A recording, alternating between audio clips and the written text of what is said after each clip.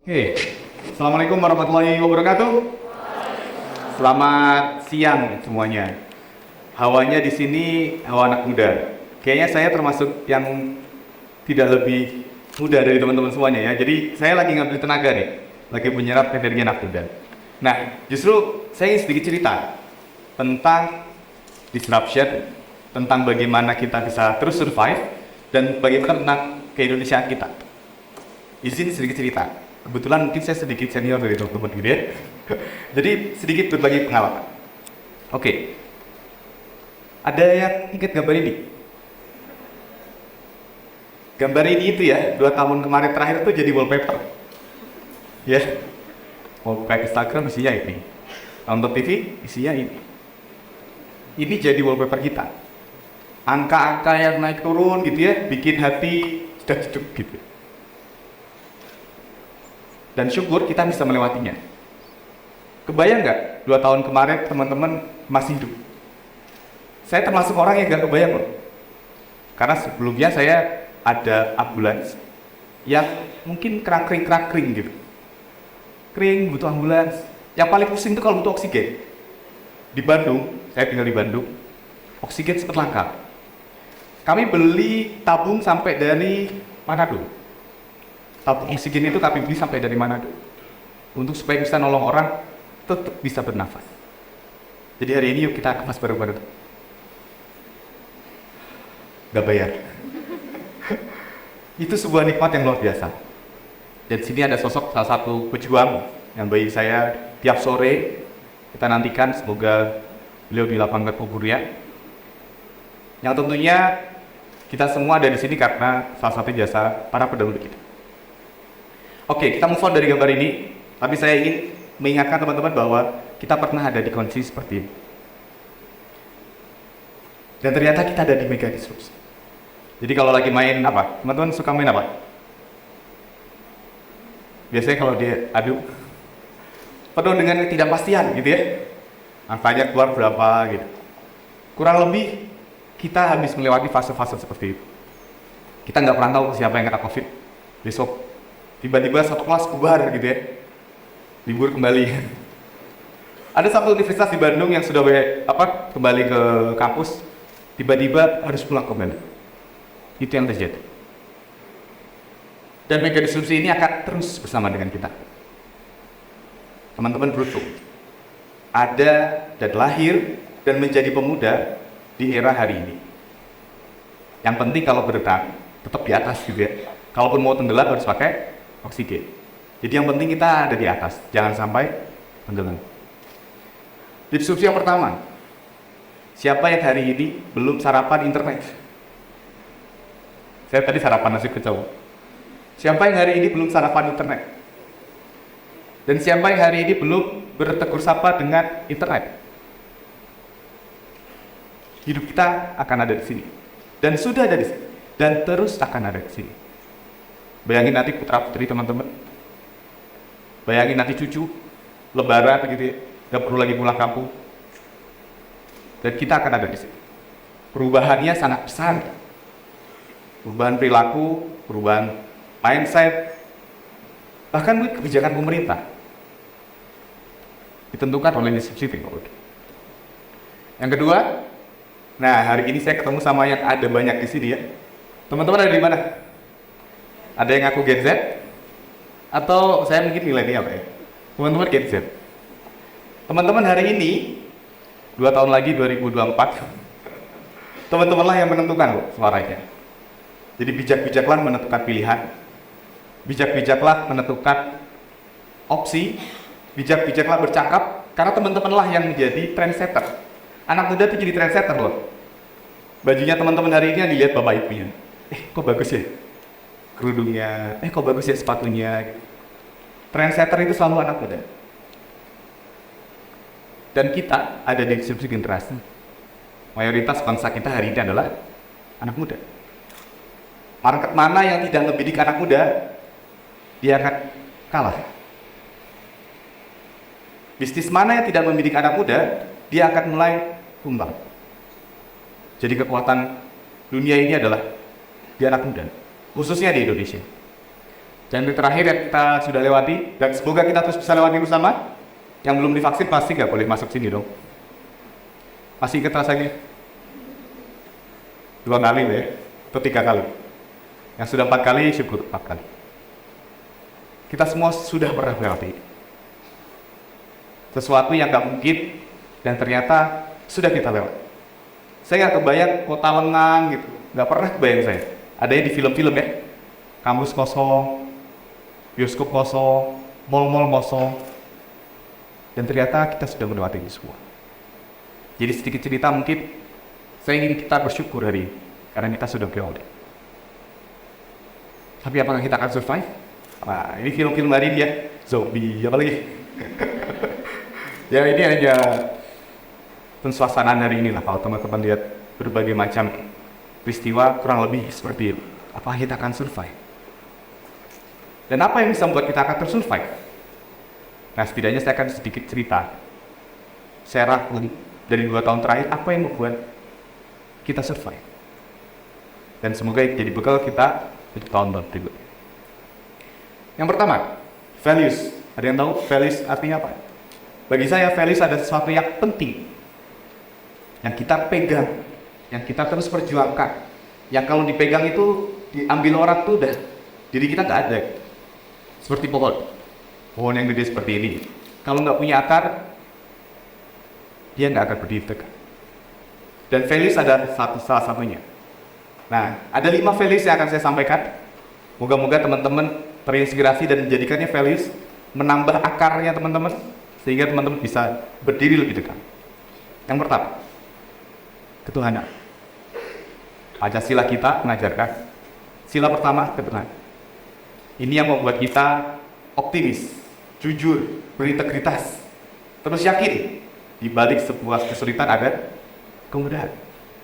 Dan itulah yang membawa kita garing. Yang kedua, kepedulian. Cinta kasih pada sesama, tidak melihat latar belakang, suku budaya, tidak melihat IPK, tidak melihat alma mater, semua berkolaborasi. Dan kasih sayang, kepedulian inilah yang membuat kita bersatu. Yang ketiga, seperti peribahasa, padi kalau makin berisi makin runtuh.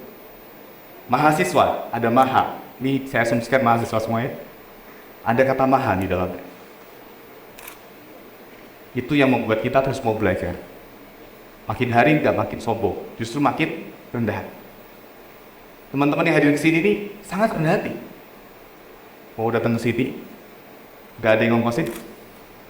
Bahkan mungkin mengeluarkan kocek sendiri, tapi mau belajar. Itu sebuah kerendahan hati yang luar biasa.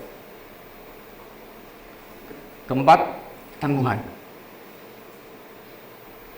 Pantang menyerah, sukacita, menghadapi dengan senyuman. Makanya kalau lagu-lagu hadapi dengan senyuman tuh gua banget gitu ya. Karena memang ketangguhan inilah yang membuat karang tetap berdiri tegak. Dan itulah yang juga teman-teman sudah lakukan. Dan yang terakhir adalah inovasi. Inovasi ini membuat kita terus membuat hal baru. Sebelumnya masker hanya dipakai buat, ada yang tahu?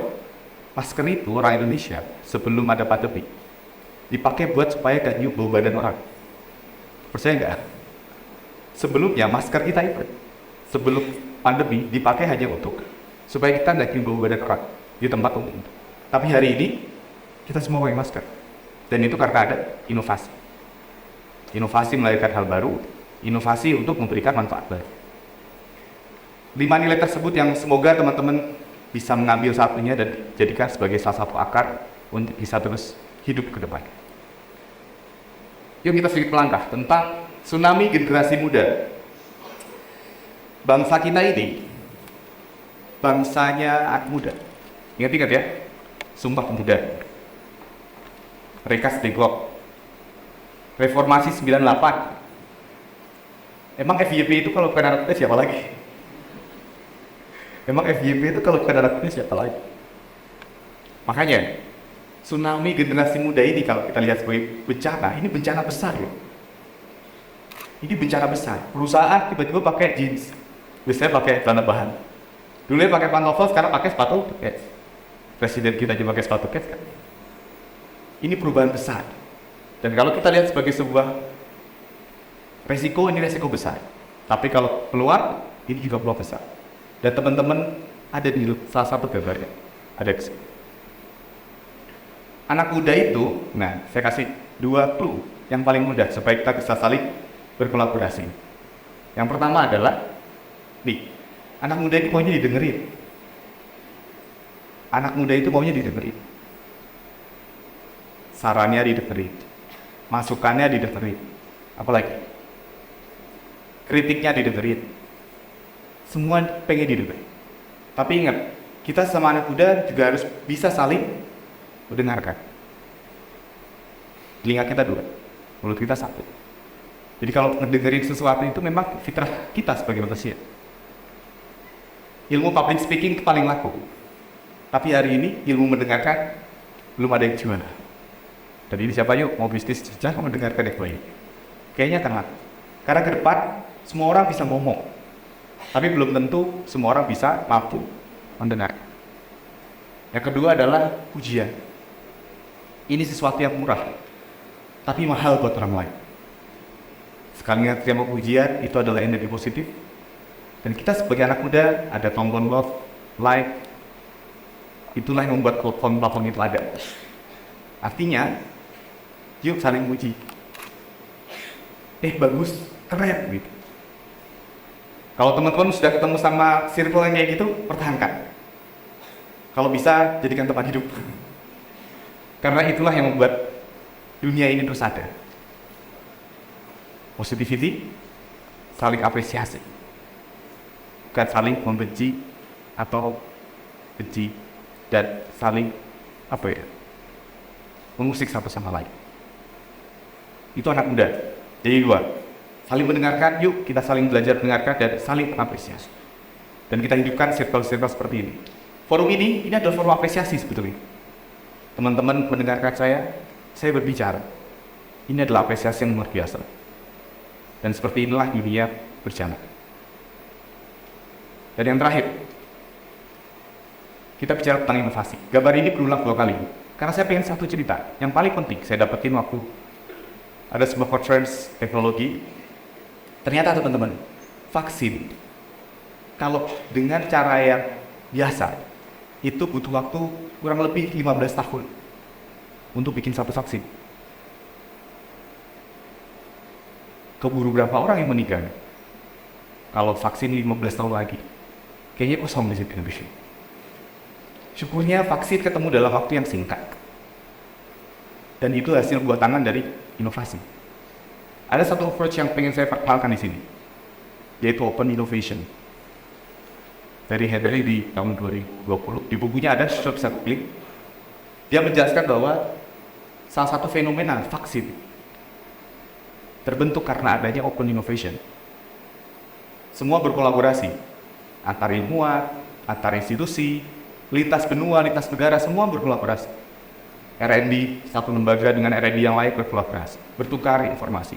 Makanya sekarang ada istilah open science, semuanya bertukar informasi. Dan itulah yang akan membuat kita akan terus bertahan. Open innovation. Ada satu hal untuk kita bersama. Slide saya terakhir. Ego. Ini adalah musuh terbesar kita. Yang justru ada dalam diri kita. Dan manusia tidak akan bisa bertahan jika terus merawat ego itu. Inovasi bisa lahir, kepedulian bisa lahir, saling menolong bisa lahir, saling bantu bisa lahir kalau kita melepaskan ego kita. Karena sejatinya musuh terbesar kita adalah diri kita sendiri, yaitu ego. Saya nemu gambar ini bagus banget, itu di pojok seperti itu. Bukan punya saya. Itulah open innovation. Bayangin kalau saya pikirin ibu gimana ya gambarnya, susah. Googling nggak dapat. Tapi kita apresiasi gambar dari training juga loh. Dia nendang kata ego menjadi wow. Begitulah teman-teman, sedikit cerita dari saya. Semoga kita semua terus bisa pegang values, memberi kesempatan buat anak muda, dan terus berinovasi. Terima kasih. Kalau ada yang kurang-kurang, Assalamualaikum warahmatullahi wabarakatuh.